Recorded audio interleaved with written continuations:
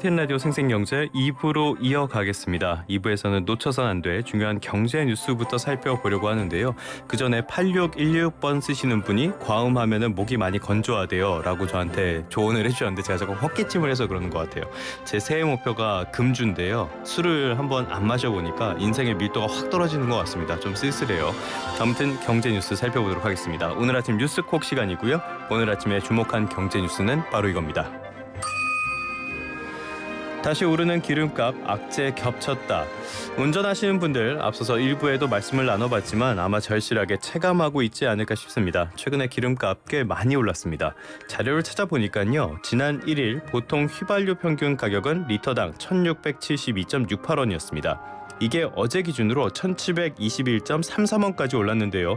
쭉 자료를 찾아보니까 지난 2023년 연말 이후로 가장 높은 수준이었습니다. 이 당시에는 이스라엘과 팔레스타인 무장정파 하마스의 전쟁이 시작됐을 때였습니다. 그렇다면 지금 같은 상황에서 왜 기름값이 이렇게 오르는 걸까요? 크게는 두 가지 이유가 있습니다. 첫 번째는 당연한 이야기죠. 국제 유가가 올랐습니다.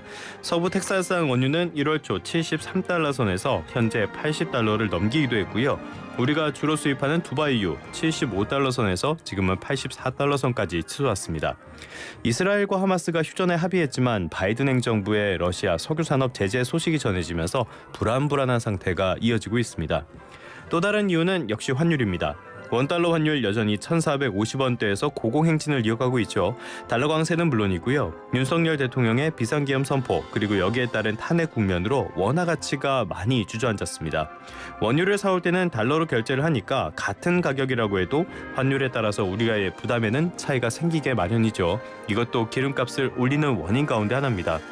문제라면은 이 여파가 너무나 크다는 점을 꼽을 수가 있겠습니다. 당장 물가가 비상입니다. 기름값이 오르면요. 이것만으로도 물가가 높아지는 압력이 되고요. 운송비 같은 것도 높아지니까 상품 가격의 상승으로 이어지곤 합니다. 기름값을 떠나서 원유 가격에 변동이 미치는 영향, 이거는 비교도 할 수 없을 만큼 훨씬 더 크고요. 결국에 이 문제는 우리의 대응 여력에 영향을 주게 됩니다. 당장 지난주 한국은행 금융통화위원회를 들 수가 있겠는데요.